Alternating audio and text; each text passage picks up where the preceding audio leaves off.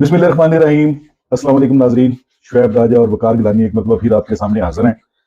और आज supreme court में जो कुछ हुआ है ये तो कोई नया मजाक ही बनने जा रहा है।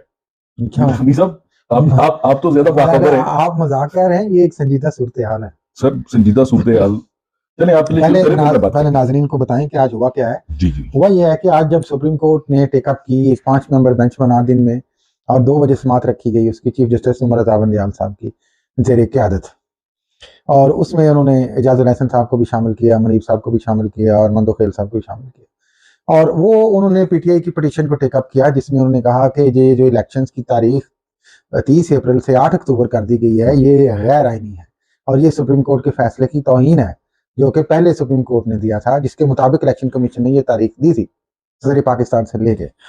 उसके बाद उन्होंने कुछ कॉन्स्टिट्यूशनल क्वेश्चंस टेकअप किए आज की प्रोसीडिंग्स में चीफ जस्टिस ने, लेकिन इसी दौरान जस्टिस जमाल मंदोखेल जो हैं वो कुछ और तरह के क्वेश्चंस बीच में करते रहे। और फिर उसी दौरान हम देखते हैं कि ये प्रोसीडिंग चल रही थी शायद कि एक इख्तिलाफी नोट आ जाता है 1 मार्च के फैसले का, जो हाँ जी 28 सफ़ात का, जो जस्टिस मंसूर अली शाह और जस्टिस मंसूर अली शाह और जस्टिस जमाल मंदोखेल ने मिल के लिखा है। और वो उन्हें पता होगा शायद मंदोखेल साहब को कि फैसला आ जाना है 28 पेजेस का, इसके बावजूद आज इस बेंच का वो हिस्सा थे और उसके बावजूद वो समात में वो उस तरह के क्वेश्चंस करते रहे। तो इसमें सारी जो कॉम्प्लिकेशन है नाज़रीन, वो अब यही है कि वाज़ेह नज़र आ रहा है कि सुप्रीम कोर्ट में तकसीम है या इसको तकसीम कर दिया गया है। और अब ये जो बेंच कल सुनेगा, अब इसकी भी फेट डिसाइड होगी पहले, फिर ये फेट डिसाइड होगी क्या वो 1 मार्च वाला फैसला भी सही था कि नहीं सही था, फिर आगे जाया जाएगा। यानी कि अभी इलेक्शन की तारीख के हवाले से मज़ीद डिले के इम्कानात हैं। इसमें एक चीज आपने गौर नहीं की, जो उन्होंने जो तफसीली जजमेंट जो 2 जजों ने दी है, जो इख्तिलाफी नोट दिया है, उसमें उन्होंने वही 2-4 वाला मामला शुरू कर दिया है कि देखिए ये 2 नहीं, वो जो 2 निकले थे वो भी शामिल है। ठीक है, उन्होंने कहा जी कि 7 मेंबर बेंच था, तो 4 ने इख्तिलाफ करके रहता हो गए, 2 ने बाद में इख्तिलाफ किया, तो ये 4-3 का फैसला हो गया। बेंच जो था वो 9 रुकनी था, शुरू में तो 9 रुकनी था, लेकिन 2 जजेस पे एतराज हो गया, 2 जजेस पे ऐसे ही 2 ने कहा कि ये चीफ जस्टिस की स्वाबदीद है, हमें रखें ना रखें। चीफ जस्टिस ने उन्हें नहीं रखा, ठीक है, तो 5 मेंबर बेंच रह गया। अब जो 5 में से 2 आगे चले, उन्होंने कहा जी कि ये जो पहले 2 कह रहे थे वो ठीक कह रहे थे, हम उनके साथ हैं, तो हमारे फैसले को उनके फैसले के साथ 1 मार्च के साथ पढ़ा जाए। ये देखिए ये और पिटीशन डिसमिस की जाती है। फर्ज करें पिटीशन को तो 1 मिनट, इसी को तो मैं मजाक कह रहा हूं ना। देखिए बात सुने, जो बेंच जो कॉन्स्टिट्यूटेड बेंच था वो तो 5 रुकनी था जी, 9 से 7, 7 से 5 हो गया। 7 तो हुआ ही नहीं ना यार, इस तरह ना करें ना। देखिए आप 9 से 5 हो गया, फिर तुम कहोगे कि मैं कहता हूं कि डिडी मार दो। 9 से 5 हुआ, ठीक हो गया। 9 से 5 हुआ, 7 तो कभी बना ही नहीं ना। अगर 7 बना है तो आप मुझे बता दें। सही है, 7 तो बना ही नहीं, ठीक है। 9 था, 5 रुकनी हो गया।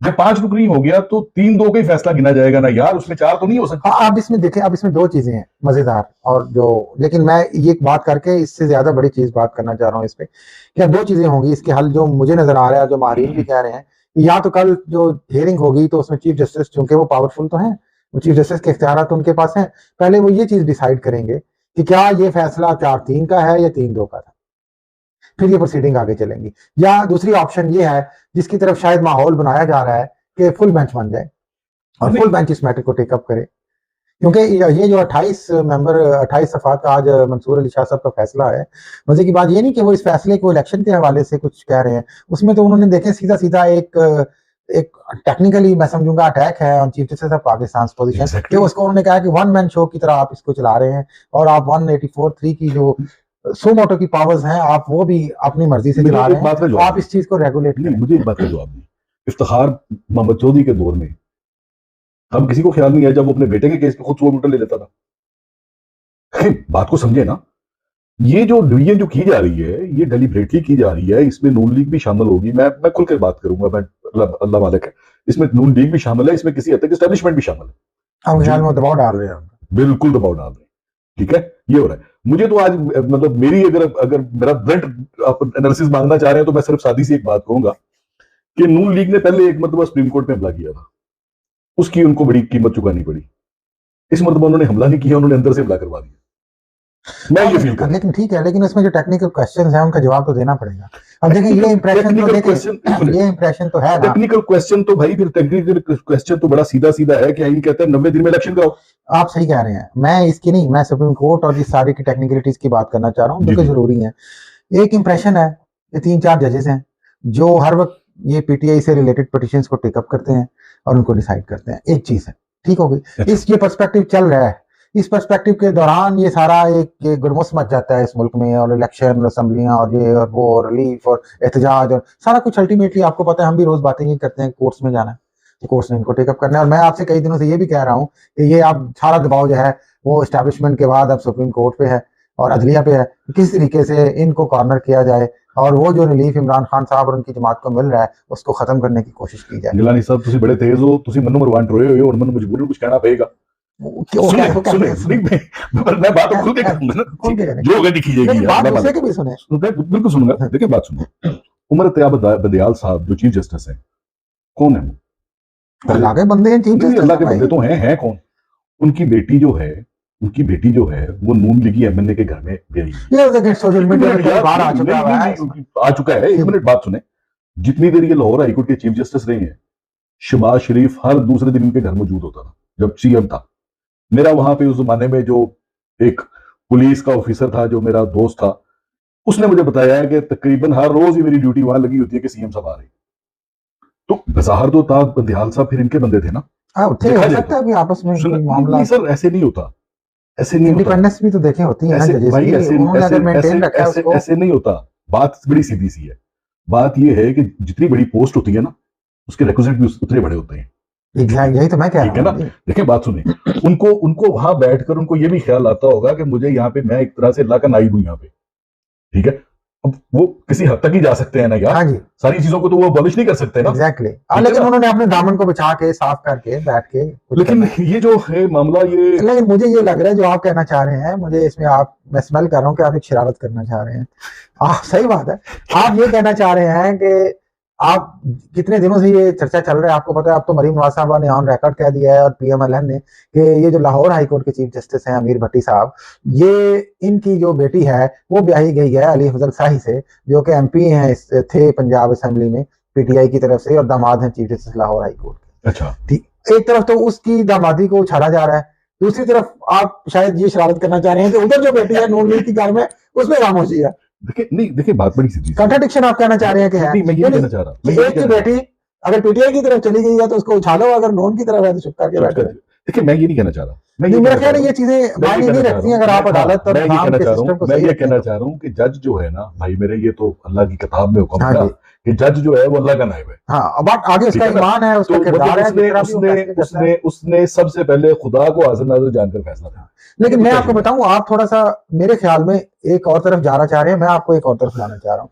वो ये है कि जस्टिस मंसूर अली शाह, जस्टिस अतर मिनल्ला, मुनीब साहब, सॉरी जमाल मंदोखेल साहब, और ये जो यहया अफरीदी, देखें उनकी जो कॉन्स्टिट्यूशनल अंडरस्टैंडिंग है, उनकी जो डिग्निटी है, इंटेग्रिटी है एज ए जज और कॉन्स्टिट्यूशन के एक्सपर्ट के और फॉर्म ह्यूमन राइट्स के एस्पेक्ट के देखें, तो मेरा नहीं ख्याल कि वो ये चाह रहे होंगे कि इलेक्शन ना हो। ये मसला उस वक्त हुआ था इस बेंच का, आपको याद हो कि जब ये गुलाम महमूद डोगर साहब की अपॉइंटमेंट का मसला था, तो 2 मेंबर बेंच सुन रहा था, एजाजुल हसन साहब और मुज़ाहिर अकबर नकवी साहब। उस पिटीशन में कहीं से इलेक्शन कमीशन का अपॉइंटमेंट का जिक्र आया कि इनको तो इलेक्शन कमीशन ने कहा हटा दो। उन्होंने कैसे कहा? उन्होंने कहा जी बुलाओ उन्हें। उनको देख के उसने कहा जी तुम्हें किसने कहा था भाई? उसने कहा जी मुझे तो केयरटेकर सेटअप ने कहा था, फोन पे कहा था। उन्होंने कहा फोन पे क्यों कहा था तुम्हें? ये इलेक्शन कब हो रहे हैं? और बीच में से इलेक्शन आ गए। वो उन्होंने अपनी आर्डर में लिख दिया चीफ जस्टिस साहब को कि जनाब आप सू मोटो ले लें। ये उन्होंने उस वक्त लिखा जबकि ये दोनों केसेस जो थे केपी में इलेक्शंस के और पंजाब में इलेक्शंस के, ये जरा गौर से, क्योंकि आप कोर्ट रिपोर्टिंग करते रहे, मैं आपकी रहनुमाई भी चाहता हूं, इसमें सुने जा रहे थे। इन 2-4 जजेस का मौकफ ये था कि जब एक ऑलरेडी केस टेकअप हुआ हुआ है लाहौर हाईकोर्ट में और पेशावर हाईकोर्ट में, तो आप उसमें सू मोटो क्यों ले रहे हैं? उनका नजरिया ये नहीं है कि इलेक्शन आज भी इनको आप बिठाएंगे, मुझे यकीन है कि वो कहेंगे कि विद इन 90 डेज इलेक्शन होने चाहिए, लेकिन वो इस इंप्रेशन को दूर करना चाह रहे थे कि ये जो तरीका है कि एक केस ऑलरेडी चल रहा है आप उसको टेकअप कर लें, आप उसको एज ए पिटीशन ले लें, आप उसको सू मोटो में क्यों एंगेज करके और फिर आप उस तरह के जजेस लगा रहे हैं। एक ट्रांसपेरेंसी लाएं सुप्रीम कोर्ट के सिस्टम में। मेरा ख्याल है कहना बुरी बात नहीं, लेकिन उसकी टाइमिंग और उसके माहौल को जिस तरह मैं आपकी सारी बात किया जा रहा है। मेरा एक सवाल है छोटा सा, पहले जो आपने बात की है ना उस पर मैं एक छोटी सी कर्ज करूंगा अपने कारीन के लिए, नाजरीन के लिए, सॉरी हाँ नाजरीन के लिए और आपके लिए भी, हाजरीन के लिए जी।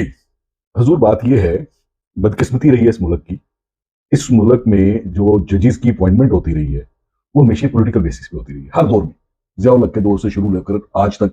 बात सुन लीजिएगा, एक साहब थे, मैं नाम नहीं लूंगा, जो कि सुप्रीम कोर्ट के जज रिटायर हुए। जब हाईकोर्ट का उनको जज लगाया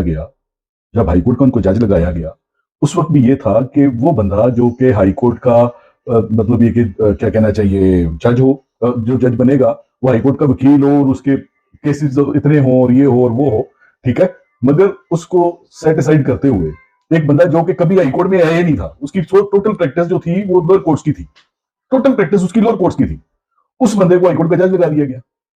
और बाद में वो साहब जो थे वो सुप्रीम कोर्ट के जज रिटायर हुए। ठीक है जी, एक बात तो ये मैं कहना चाह रहा हूं। दूसरी बात जो भाई बात कर रहे थे ना, देखें बात सुनिए, असेंबलियां टूटी हैं, पंजाब असेंबली टूटी है गालबन 14 जनवरी को, ये 2-3 दिन का फर्क है दोनों में। मेरा ख्याल है 14 जनवरी, मुझे याद है 14 जनवरी, क्योंकि केपी और इसमें 2-3 दिन का फर्क है। 14 जनवरी को असेंबली टूटी है। 14 जनवरी को चूंकि असेंबली टूट रही है तो उसूली तौर पे वो जो है उसको मतलब ये कि 90 डेज में इलेक्शन होना बस था, विच मेक्स 14 अप्रैल को मतलब 90 डेज पूरे हो रहे हैं जी, राइट। अच्छा, अब मामला चला जाता है जी हाईकोर्ट में। अगर हाईकोर्ट ही उसको 3 महीने लगा देता है तो 90 डेज, एक मिनट मैं बात कर रहा हूँ, 90 डेज तो बढ़ गए ना, वो तो पहले ही बढ़ चुके हैं ना, वो 30 अप्रैल की में ही बढ़ चुके हैं ना, ठीक है ना। तो भाई मेरे आइन को तो आपने फिर एब्रोगेट कर दिया ना। हाँ, वो तो देखिए ये सारा इंटरप्रिटेशन का मसला है। मसला ये, उससे बड़ा मसला ये है कि आपने इस गंद को बढ़ाना है या इसको समेटना है। अब वाज़ेह तौर पे सुप्रीम कोर्ट में तकसीम नजर आ रही है, और आज जिस तरह आपने इशारा दिया कि शायद आपके ख्याल में अंदर से ये हमला हो गया है, मुझे तो या अंदर से बगावत हो गई है। मैं कहता हूँ कि आप वन मैन शो की तरह या ट्रांसपेरेंसी नहीं रख रहे सिस्टम में, तो चलाएं। इसमें तो देखें चीफ जस्टिस पावरफुल हैं, वो कल जो भी फैसला उस पर करेंगे वो गलत हो सही हो तारीख में लिखा जाएगा और उसको उस पर डिबेट की जाएगी। लेकिन ये तकसीम इशारा दे रही है कि आगे इदारों में मजीद गन फैलेगा, इसलिए इसका बेहतर हल यही है कि इस मामले को तमाम बड़े बड़े स्टेक होल्डर्स बैठें, इलेक्शंस की तरफ जाएं, एक डेट रखें, चाहे कौमी इलेक्शन कर लें और मुल्क को आगे जाने। स्टेक होल्डर्स आप किनको गिनते हैं? ये सारी सियासी जमातें, ये सारे इदारे आपके, जिसमें आपकी जुडिशियल एस्टैब्लिशमेंट जिसको आजकल कहा जा रहा है वो भी, और मिलिट्री एस्टैब्लिशमेंट भी, ब्यूरोक्रेसी भी आपकी पॉलिटिकल पार्टीज, आपकी सिविल सोसाइटी, आपका मीडिया। लेकिन जिस इतनी डीप पोलराइजेशन है कि यहाँ पे कोई किसी की बात सुनने और समझने को तैयार नहीं है। मीडिया की औकात तो भाई अब ये हो गई है, वीडियो अपॉलॉजी, मीडिया की औकात तो अब ये हो गई है कि इमरान खान जो कि पाकिस्तान की सबसे बड़ी पार्टी का हेड है, आज वो कोर्ट में अपीयर होता है तो सारे मीडिया चैनल्स को कैमरा की तरफ से नोटिस आ जाता है कि उसको कोई नहीं दिखाएगा। ये एक हाईली कंडेमनेबल चीज है, इसकी शदीद मजम्मत करनी चाहिए बतौर साफी कि पीसफुल। आपको पता है इमरान खान साहब ने आज ट्वीट भी एक की जिसमें उन्होंने स्क्रीनशॉट शेयर किए थे अल जजीरा के एक रिपोर्टर की ट्वीट, जिसमें वो कहते हैं कि हम कवरेज के लिए साथ थे, हमने देखा कि पीटीआई के वर्कर्स पीसफुली जा रहे हैं और अचानक पुलिस उन्हें मारना शुरू कर देती है। और उस रिपोर्टर ने लिखा कि हमें कोई समझ नहीं आई कि उन्हें क्यों मारा जा रहा है, जबकि वो कोई शरारत भी नहीं कर रहे, वो पुरअमन जा रहे हैं, लेकिन उनको मारपीट शुरू की जाती है और उनको अरेस्ट कर लिया जाता है। मेरे ख्याल में खासा वक्त हो गया, अब हम इजाजत लेंगे। उससे पहले सिर्फ 2 बातें मैं करना चाहूंगा। गुजारिश ये है गिलानी साहब के, ये जो है ना, मुझे ये ऊंट किसी करवट बैठता नजर नहीं आ रहा, ये आप भी देख लीजिएगा। अल्टीमेटली ये विद ड्यू अपॉलॉजी मुझे जो लग रहा है, दूसरी जो पीडीएम जो है, पीडीएम का प्रॉब्लम क्या है? पीडीएम का प्रॉब्लम ये है कि अगर इस वक्त इलेक्शन होती है तो पीडीएम को शायद 10 सीटें भी ना मिले, पूरी पीडीएम को। ये रियलिटी है ना, ये ग्राउंड रियलिटी है जो सामने नजर आ रही है। एस्टेब्लिशमेंट जो है उसको ये डर पड़ा हुआ है कि शायद हमारी बात शायद 75 साल की खत्म ना हो जाए, और कोई मसला नहीं है। असल इशू ये है, सही है, ठीक है ना। तो इसमें अगर मुल्क का कोई ऐसा नुकसान हो गया जो रिवर्सेबल ना हो सका तो सोचें फिर क्या। यही खदशात हैं, इसीलिए तो कह रहा हूँ कि ये जो सारी तवानाइयां सर्फ हो रही हैं कि इमरान खान को माइनस कर दिया जाए, ये हीले बहाने बनाए जा रहे हैं, ये डिविजन्स क्रिएट हो रही हैं, डिले किया जा रहा है चीजों को। आपकी बात से मुझे याद आया, आज ही मैं पता नहीं किसका वीडियो देख रहा था, मैं किसी का देख रहा था, तो उसमें उन्होंने बताया कि मरियम जो है ना वो इंसिस्ट कर रही है कि जो लंदन प्लान था उसके मुताबिक होना चाहिए सब कुछ, और लंदन प्लान की तशरीह भी मरियम ने खुद ही कर दी, जो बिलॉगर सब कह रहे थे। उसमें ये है कि मियाँ साहब को आने दिया जाए, चले आ जाए मियाँ साहब, कोई इतराज नहीं, लेकिन खान साहब को आउट किया जाए।